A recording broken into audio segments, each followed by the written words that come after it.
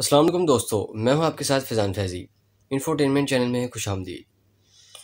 دوستو، ہم لوگوں میں سے اکثر کے قریب ہارر مووی میں کچھ ڈراؤنا دیکھ لینا ہمیں خوف زدہ کر دیتا ہے، لیکن آپ ذرا سوچئے کہ اگر ایسی ہی ڈراؤنی یا خوف زدہ کر دینے والی چیز حقیقت میں بھی موجود ہو تو ناظرین، میں آپ کو بتاتا چلوں کہ چند ایسی چیزیں موجود ہیں جن کی تاریخ کافی خوفناک اور منحوس ہے۔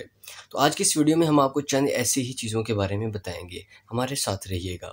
نمبر 5 پہ ہم بات کریں گے تھامس بسبی اسٹوب چیئر یا چیئر آف ڈیتھ۔ دوستو، اسے تھامس بسبی اسٹوب چیئر یا موت کی کرسی بھی کہا جاتا ہے۔ کہا جاتا ہے کہ جو کوئی بھی اس کرسی پر بیٹھتا ہے، یہ کرسی اس کی جان لے لیتی ہے، یعنی اسے مار ڈالتی ہے۔ یہ سننے میں کافی خوفناک ہے کہ آخر ایک کرسی کیسے کسی کی جان لے سکتی ہے، لیکن یہ سچ ہے۔ اس کرسی کے اس طرح کرنے کی داستان یہ بیان کی جاتی ہے کہ 1702 میں دو دوست آپس میں بزنس پارٹنر تھے، تھامس اور ڈینیل۔ تھامس کو اپنی کرسی سے جنون کی حد تک محبت تھی، وہ اس پر اپنے سوا کسی کو بیٹھنے کی اجازت نہیں دیتا تھا۔ ایک دن ڈینیل نے تھامس سے کہا کہ وہ تھامس کی بیٹی سے محبت کرتا ہے اور اس سے شادی کرنا چاہتا ہے۔ تھامس کو یہ بات پسند نہیں آئی اور ان دونوں کے درمیان جھگڑا ہو گیا۔ ڈینیل تھامس کو چڑھانے کے لیے اس کرسی پر بیٹھ گیا تو تھامس نے غصے کی تاپ لاتے ہوئے ڈینیل کو جان سے ہی مار دیا، جس کے نتیجے میں تھامس کو سزائے موت سنائی گئی۔ جب تھامس سے اس کی آخری خواہش پوچھی گئی تو اس نے اس کرسی پر بیٹھنے کی خواہش کی۔ تھامس کی یہ خواہش پوری کی گئی اور جب تھامس اس کرسی پر بیٹھا تو اس نے ایک ان الفاظ میں بد دعا دی کہ جو کوئی بھی اس کرسی پر بیٹھے گا وہ مر جائے گا۔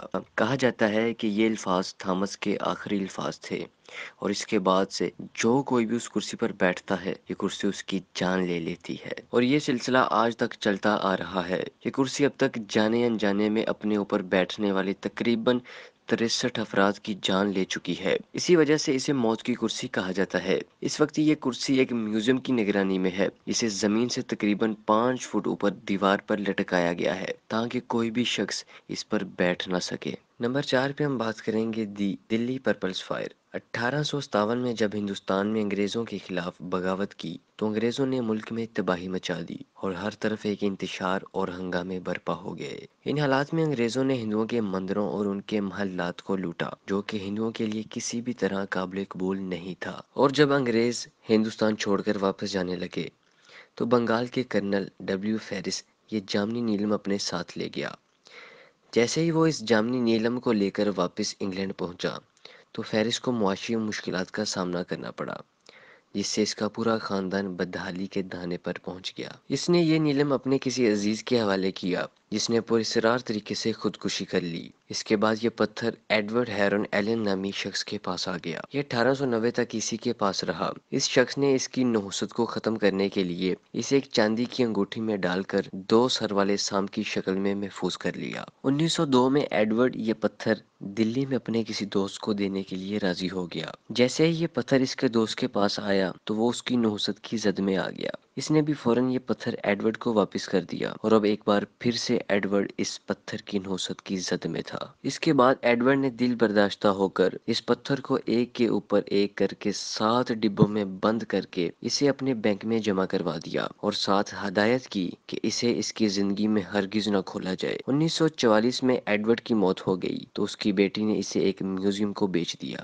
نمبر 3 پہ ہم بات کریں گے اینا بیکر ویڈنگ ڈریس۔ 1949 میں ایک بہت ہی امیر گھر کی لڑکی جس کا نام اینا بیکر تھا، اسے ایک غریب لوہار کے بیٹے سے محبت ہو گئی۔ اینا کا باپ اس کی شادی ہرگز ایک غریب خاندان میں نہیں کرنا چاہتا تھا۔ اینا کی التجا کے باوجود اس کا باپ نہ مانا۔ اینا اس لڑکے سے بے حد محبت کرتی تھی اور اس نے اس لڑکے سے شادی کے لیے ایک جوڑا بھی تیار کروا رکھا تھا، لیکن اینا کے باپ نے اپنی ضد نہ چھوڑی۔ پھر اینا نے بھی کبھی شادی نہ کرنے کی ضد پکڑ لی اور ساری زندگی اکیلے اور اداس رہ کر گزار دی۔ اور پھر جب اس کے باپ کی موت ہوئی تو تب بہت دیر ہو چکی تھی۔ گھر کے ملازم کبھی کبھار اینا کو شادی کا جوڑا پہنے دیکھ کر جھومتے ہوئے دیکھتے تھے۔ اینا 1914 میں مر گئی اور اس کا عروسی لباس ایک ملازمہ کی بیٹی کو اس کی شادی کے لیے دے دیا گیا، اور وہ لڑکی اپنی شادی والے دن ہی پر اسرار طریقے سے مر گئی۔ پھر دیکھتے ہی دیکھتے یہ حویلی ایک میوزیم میں تبدیل ہو گئی۔ اینا کے عروسی لباس کو شیشے کے ایک باکس میں اس کے بیڈ روم میں رکھ دیا گیا۔ جو لوگ یہاں وزٹ کے لیے آتے ہیں اور اس لباس کو دیکھتے ہیں تو ان کا کہنا ہے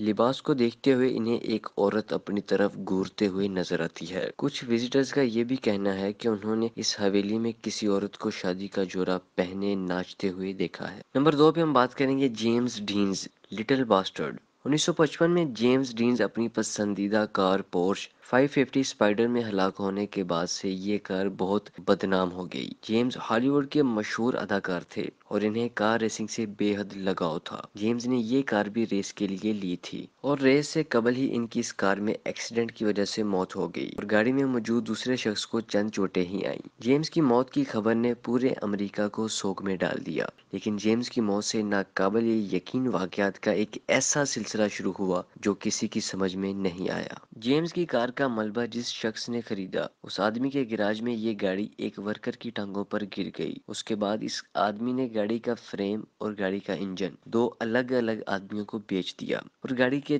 ٹائر ایک تیسرے آدمی کو بیچ دیے۔ جن دو آدمیوں نے اس گاڑی کا انجن اور فریم خریدا تھا وہ دونوں بھی ریس کے شوقین تھے۔ جس آدمی نے انجن خریدا تھا وہ آدمی ریس کے دوران حادثے میں مارا گیا اور اتفاق سے اسی ریس میں دوسرا آدمی جس نے فریم خریدا تھا اس کا بھی ایکسیڈنٹ ہو گیا اور وہ شدید زخمی ہو گیا، اور تیسرا آدمی جس نے اس گاڑی کے ٹائر خریدے تھے اس نے یہ ٹائر اپنی گاڑی میں لگائے تھے۔ دوران سفر اس کے وہی دونوں ٹائر پھٹ گئے اور گاڑی بے قابو ہو کر درخت سے ٹکرا گئی اور اس حادثے میں وہ شخص بھی مارا گیا۔ جیمز کی آخری نشانی اس کی گاڑی کا اسٹیئرنگ تھا جسے ایک میوزیم میں رکھا گیا تھا۔ ایک شخص اسے چرانے کی غرض سے آیا تو اوپر سے لوہے کا راڈ اس کے بازو پر گرا اور اس کا ہاتھ ضائع ہو گیا۔ کہانی یہاں بھی ختم نہیں ہوئی۔ اس کے بعد اس گاڑی کے ملبے کو ایک گراج میں لیا گیا اور چند دن بعد اس گراج میں آگ لگ گئی۔ حیرت انگیز طور پر سارا سامان جل گیا لیکن گاڑی کو کچھ نہیں ہوا۔ بالآخر اس گاڑی کے ملبے کو ایک ویئر ہاؤس میں رکھا گیا اور وہاں سے یہ ملبہ پر اسرار طور پر ایسا غائب ہوا کہ آج تک اس کا کچھ پتہ نہ چل سکا۔ تو ناظرین، نمبر 1 پہ ہم بات کریں گے دی کرائنگ بوائے پینٹنگ۔ یہ پینٹنگ اٹلی کے ایک مشہور پینٹر جیوانی برگولین کی پینٹنگ ہے۔ اسے 1950 کی دہائی میں بہت بڑے پیمانے پر تقسیم کیا گیا تھا۔ عام طور پر روتے ہوئے بچے کی تصویر کی عوام میں اتنی مقبولیت عجیب لگتا ہے، لیکن یہ تصویر واقعی دنیا بھر میں بہت مشہور ثابت ہوئی۔ 1985 میں برطانیہ کے سب سے مشہور اخبار نے ایک کہانی شائع کی جس میں ایک گھر کو آگ کی زد میں آ کر مکمل طور پر تباہ ہونے کی خبر چھپی تھی۔ اخبار کے مطابق پورا گھر تباہ ہو گیا تھا، لیکن گھر کی ایک دیوار پر یہ تصویر صحیح سلامت لگی ہوئی تھی۔ ایک فائر فائٹر آدمی کا کہنا تھا کہ اس نے تقریباً 15 گھروں میں لگی آگ پر قابو پانے میں حصہ لیا اور ہر گھر میں اس نے دیکھا کہ گھر کا سب کچھ جل گیا لیکن یہ تصویر بالکل صحیح سلامت دیوار پر لٹکی رہی۔ پورے برطانیہ نے اپنے گھروں میں لگنے والی آگ کا ذمہ دار اس تصویر کو قرار دیا۔ 1985 میں ہالووین کے موقع پر لوگوں نے ان تصویروں کو، جو کہ ہزاروں کی تعداد میں تھی، ان سب تصاویر کو فائر بریگیڈ کی نگرانی میں جلا دیا۔ تو دوستو، ان سب کے علاوہ دنیا میں اور بھی بہت ساری ایسی چیزیں ہیں جن کے ساتھ ایسے ہی مختلف کہانیاں جڑی ہیں۔ تو میں نے آپ کو صرف ان ٹاپ 5 کے بارے میں بتایا جو کہ عوام میں زیادہ مقبول ہے۔ تو آپ کو ان میں سے سب سے زیادہ کون سی پسند آئی ہمیں ضرور بتائیے گا۔ پھر ملیں گے نئی ویڈیو کے ساتھ، تب تک کے لیے اللہ حافظ۔